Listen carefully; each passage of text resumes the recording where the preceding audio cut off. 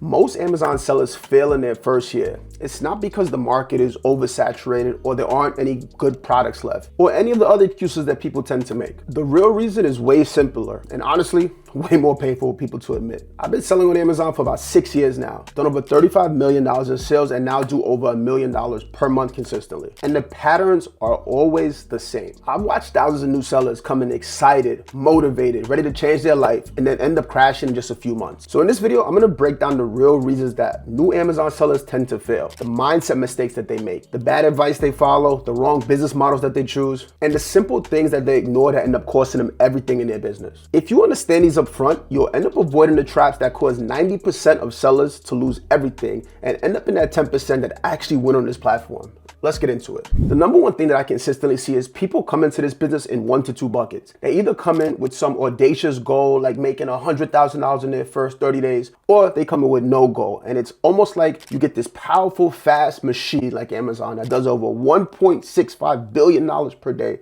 but you get into it and you don't know where you're going, you don't know the roads, you're brand new there, and you somehow expect to get to your destination. You see, the thing is, when you get into a business, set something that's aggressive, makes you feel uncomfortable, but set a goal. Not something crazy. Like I met this lady 2 days ago, not gonna say it by name.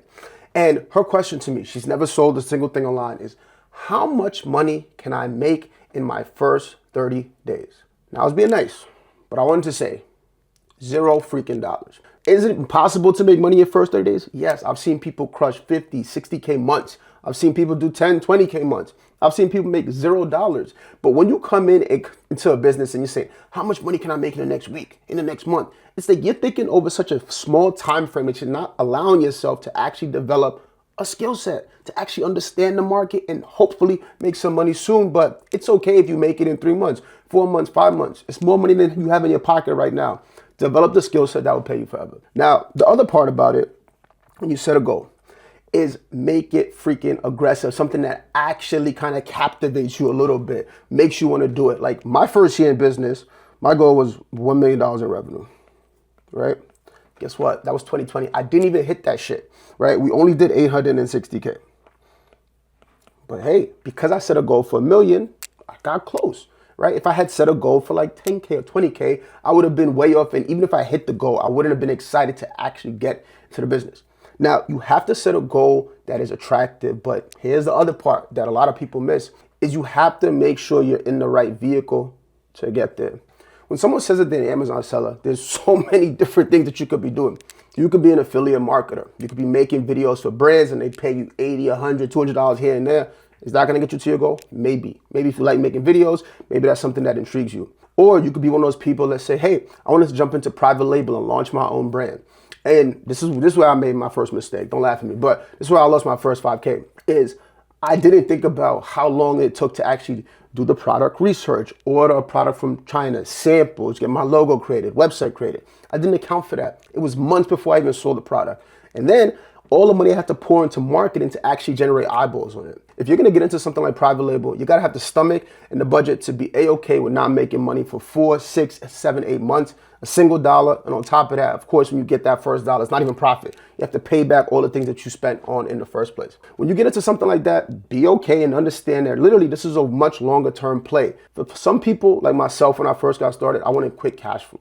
Now, there's 2 ways that I think about reselling products that can generate quick cash flow. One is going to be retail arbitrage, flipping products from stores like Walmart, Target, Home Depot, etc. Right? Great business model for beginners because you can start with a really low budget, like a few $100, $50. Like you could just buy something and sell it. But here's the thing. You have to understand that most people on Amazon, and what Amazon's looking for is people that sell legitimate products. They don't trust you when you're doing retail arbitrage. They don't know that you're not selling fake products. So it's a harder game to get into these days. This started back in 2024, but you can still make a ton of money on it. Only thing you have to understand is 1, it's going against the grain of what's happening on the platform. And 2, it is not scalable, right?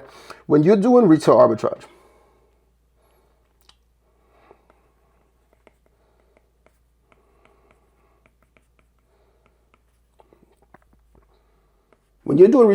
you have to understand you are trading time for dollars and you're making lower profit, right? Understand this, right? If I'm going to a retail store and buying something for cheap and I'm selling it back on another retail site for another retail price, how much money is really left on the bone? I'm buying it all the way down the supply chain to what literally another consumer can buy it for. So I'm not getting discounts unless it's on sale. There's no consistency. So what I'm doing is making a little bit of money, right? And I always have to look for the next deal. Let's say you catch a hot sale, like what I have by me, I have some freaking vitamin water, right? Say I go catch this on sale, right? Cool. Does that sale last forever? No. So every month, every 2 months, I gotta go look for another deal. It's like getting a fix if you either way, like you're not building consistency, you're not building scalability. I've had someone I was working with and pretty much was telling me he was stuck at $1,000 a month for 12 months because he was doing retail arbitrage. I'm like, okay, well, how much money do you make at your job? He's like, I make about 15K. Right? 15K to 20K, depending on how much I work. So you're doing about $1,000 in sales for the past 12 months. Is this a hobby? Like, is this a hobby for you? Right? Every month you have to go look for another product, another deal, another discount and flip it. I'm like, dude, what's your goal? Going back to step one, what the hell is the goal? He's like, I want to get to 20K a month. I want to be able to not leave my job, but at least be able to double my income with a business. I said, cool. Do you see yourself getting there over the past 4 months? He said, no, keep looking for the same deals. I was like, great, because you're doing a very beginner-friendly model. Something for like high school kids, college kids, flipping their first dollar. But if you want to get into something scalable, why not try what we do, which is the wholesale model. Now, wholesale model is simple, okay? Instead of buying these products at a retail price, we buy them at a discounted wholesale price. Instead of going to stores, we go directly to brands or authorized distributors, and we can spend a phone call or an email to close the deal and get these products on repeat. This is called scalability. I love the fact that I have literally distributors that I have never met in person, that I've literally spent millions of dollars on, something to the tune of like 3 to 4 mil with them over the past 5 years. Don't even know each other. Every month it's a repeat order. It's an email with an order that they put in that comes to our warehouse, that we get ready, that goes into Amazon, and boom, we make money. Like, it is that simple. So we always have to set a goal, not just financial, but what does it look like in terms of an actual lifestyle? Most people getting into business are not just looking for more money. Like right now, you could probably make more money from your job if you increase the time you spend at your job, right? If you work yourself up the corporate ladder. But a lot of us are looking for no capital income and also more time freedom. If that's what you're looking for, this particularly for me, boom, is the wholesale freaking model. Do you want to stay there forever? No. Take some of that cash and go into something you love. You want to, I don't know what the hell you want to do. Like you want to go launch private label brands or start an agency or God knows what, open up a gym or whatever you want to do. But this is a quick cash flow model. This is what we use to get started. This is something that made me my first $1,000 in my first 2.5 months.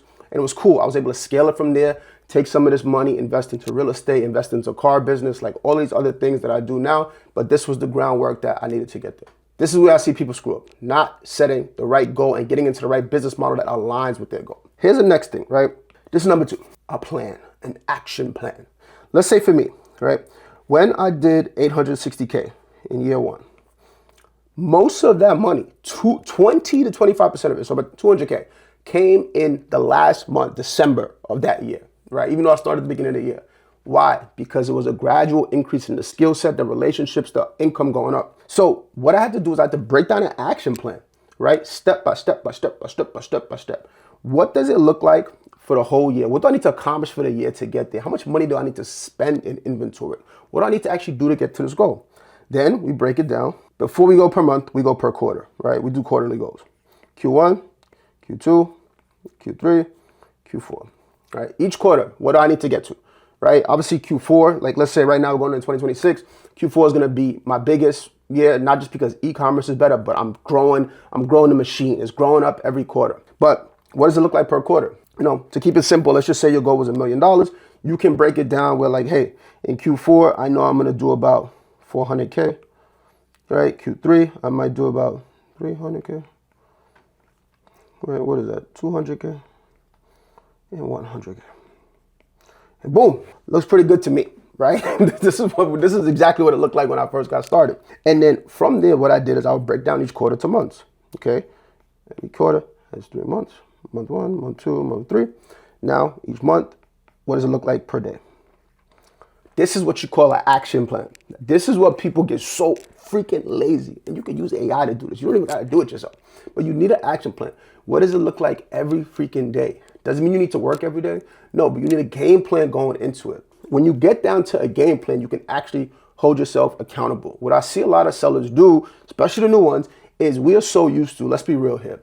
We come up from a traditional education background. We got a job. We've had people tell us what to do our whole life, from our parents to our school to our supervisor. Everyone tells us what to do, right? As soon as we get a little bit of freedom, what do? We go watch TV or some bullshit like that, right? We are not accustomed to holding ourselves accountable to a plan. I almost compare it to the gym. It's like, if I go to the gym, if I have a schedule, right, and I always use a workout plan, if I go to the gym and say, hey, 5 days out the week, I'm working out, I'm doing my cardio, I'm lifting, boom, boom, boom, I have a plan, guess what? I make progress towards my goal. If I go sporadically and I just have like, hey, I want to lose 30 pounds, or I want to gain 10 pounds of muscle in the next 3 months, and I don't have a game plan, there is about a 0% chance that that goal is freaking hit. This is where the money is, in the planet. It is freaking boring. It is not fun. But how I spend the end of every year is game planning for the next year. Let's just say in one of my businesses, we're actually looking to get to about 12 mil this year, but we know we can probably crush 18 mil. Guess what? It has a game plan every quarter, every day, every week. It's fun. It's easy, right? Once the plan is set.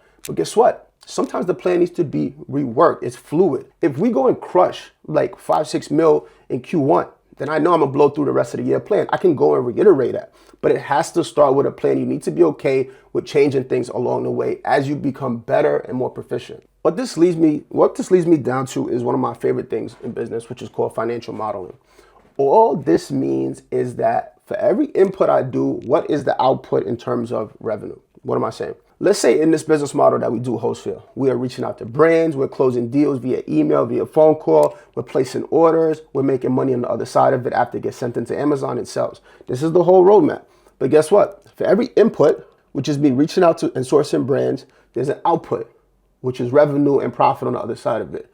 All these steps in between is what I can now dissect into a financial plan. For every, like, let's say in our business right now, for every 400 brands that we reach out to, right? We currently close 5 profitable brands. So 400 outreach equals 5 profitable brands. This used to be like 2. It used to be 2. But because we tweak things in the middle here, we were able to over double the output. Guess what? We can scale this a few ways. I could either get better at the middle process and be like, hey, for every 400 brands, let's make a goal of getting 8 profitable brands. Or I could say, you know what?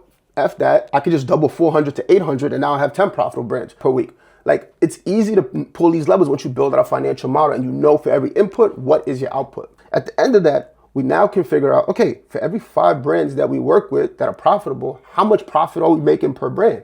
Is it 2K, 3K, 4K in profit, right? For us, it's around 5K in profit per month. So this is simple as shit. Like, I know for every 400 emails, I generate another 25K in profit per month. Like, this is all just freaking math. I double his output, I get to 50K in profit a month. I triple his output, I get to, what is that? 75K in profit a month. It's easy math. Is it my highest lever action? Yeah, it might be compared to my other businesses, but I only know if I do the financial model and the math. This is something that you can only do after you start doing the action steps and seeing what works for you, right? Different things work for different people. Be A-okay with that. I remember I was talking to, he's one of my students, right? And he literally reached out. He's like, dude, I'm having a really hard time closing brands. I was like, cool, send me over the video. Let me take a look. On this video, well, he looked like he would end people's lives like every once in a while, right? That was like his hobby or something. I was like, you look so freaking depressed on this video. I would never want to work with you on this video. Like, I'm being frank. What I did, I got his ass a camera, sent it to him. I was like, use a better camera, right? You're sitting in a dark room. You look like the Grim Reaper. Use a better camera. Talk with more energy, close the deal, and boom, he started doing that and closed deals in the next month, right?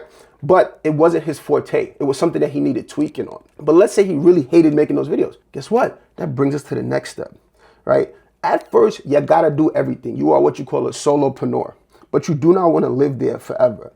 After you get your first 5, 10, 15, 20K, you have that pipeline built out. What you need to do, and I can't stress this enough, is out freaking source. Hire people to do what you either don't like to do or what you're not good at. There's something that is called a zone of genius, right? There's something that you are extremely good at. You might be good at yapping and closing deals. You might be good at the operations. You might just be good at doing absolutely freaking nothing for whatever reason. But no, you're probably good at something, right? And there's something in the business that you actually like doing that it makes it's easy to do. It's fun to do. That's where your focus needs to be on. You want to take a portion of your profit and reinvest into things that are more profitable. What does that mean? We have this fallacy, right? Like, let's say you make your first 10K profit month. You're like, okay, all this 10K, I gotta go buy a car. I mean, I don't know what car you gonna buy, but put a down payment on a car, or like increase my cost of living, or go shopping, or buy some LV shoes, or whatever. Absolutely freaking out. A portion of it, go celebrate, right? You did it, right? But a portion of that needs to go into reinvesting in the business, right? Go and hire a team. Go and hire somebody. Like we hire from the Philippines primarily. We get virtual assistants for anywhere from $2 to $5 VA. Right? Virtual assistant. Guess what? They can do the sourcing for us, reaching out to brands, closing deals, all of these things. Like our head of brand outreach right now, she gets paid more than this, and she's incentivized on the other side, but she's literally closed over 70 brands in 3 months. Do the math. If each brand makes us like 5K in profit, how much money has she added in profit? Why? Because we took a portion of our profit and reinvested into talent. People that can do what I didn't want to do anymore. I used to do all of the brand outreach and I did it for a while, but guess what? Portion of that, I can hire someone to do that. Your job as the business owner is to make sure you have a business, once you're making money, that can operate without you. If you can't take a month off, 2 months off, guess what? You just gave yourself another freaking job. This is where people screw this up. They get burnt out because they grinding for a year and never freaking outsource. Outsource to the right people. This is what changes from a solopreneur to a real true business owner. And the last thing I want to talk about is pretty simple. Never stop sourcing. This is the bloodline, right? Look, we right now are not even opening new accounts.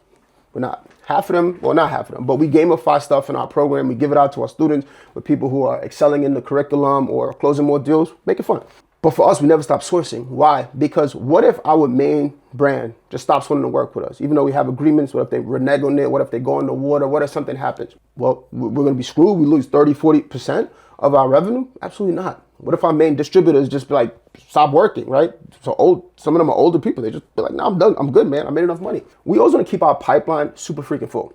What I see when people screw this up is they fall in love, right? Big old heart. They fall in love with a product.